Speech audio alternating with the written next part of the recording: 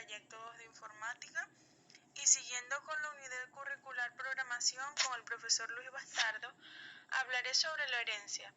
La unidad 11. La herencia en la programación orientada a objetos es la agregación o composición del mecanismo más utilizado para alcanzar algunos de los objetivos más preciados en el desarrollo del software, como lo son la reutilización y la extensibilidad. A través de ella, los diseñadores pueden crear nuevas clases partiendo de una clase o de una jerarquía de clases preexistentes. Las clases preexistentes son las que ya han sido comprobadas y verificadas, evitando siempre algún rediseño, la modificación y la verificación de la parte ya implementada. La herencia además facilita la creación de objetos a partir de otros ya existentes e implica que una subclase obtiene todo el comportamiento, es decir, los métodos, y finalmente los atributos, las variables de su superclase. En la relación entre una clase general y otra clase más específica, por ejemplo, si declaramos una clase, un párrafo derivado de una clase de texto, todos los métodos y variables asociadas con esta clase de texto son automáticamente heredados por una subclase de párrafo. Además, la herencia es uno de los mecanismos de los lenguajes de programación orientadas a los objetos basados en clases, por medio del cual una clase se deriva de otra manera que extiende su funcionalidad.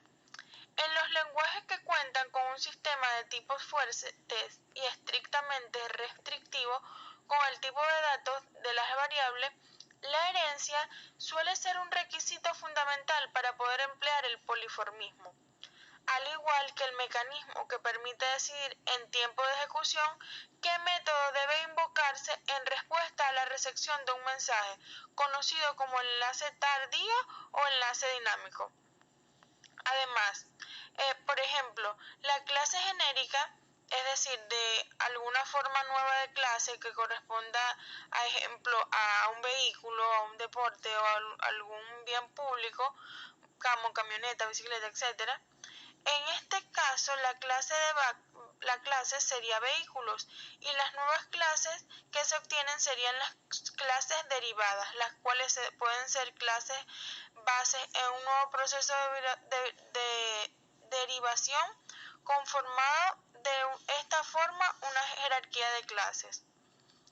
En C++, hereda D se reemplaza por los dos puntos, la síntesis para escribir esa derivada.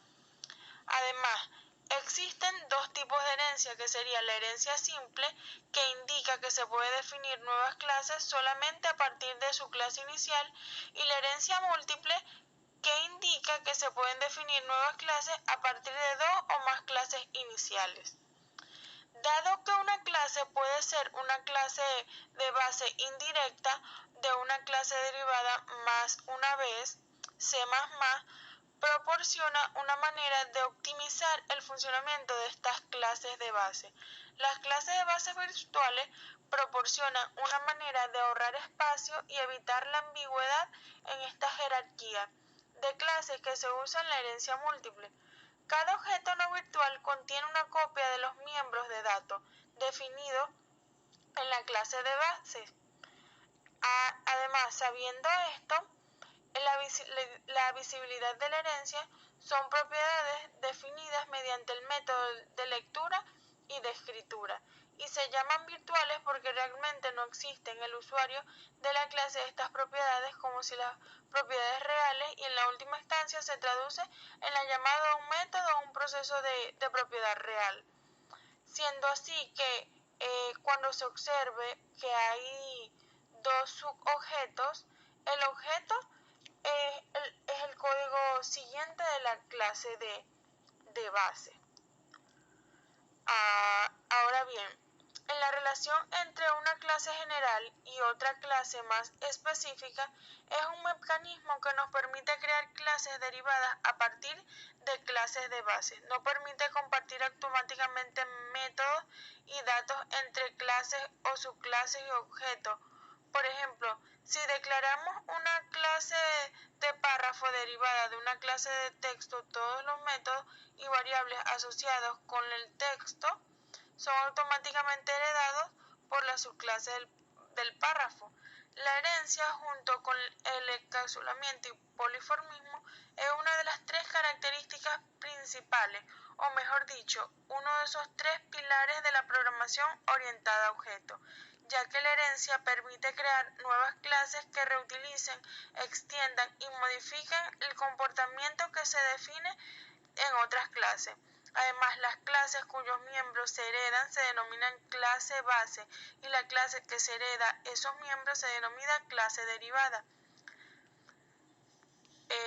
Muchísimas gracias. Esto fue todo.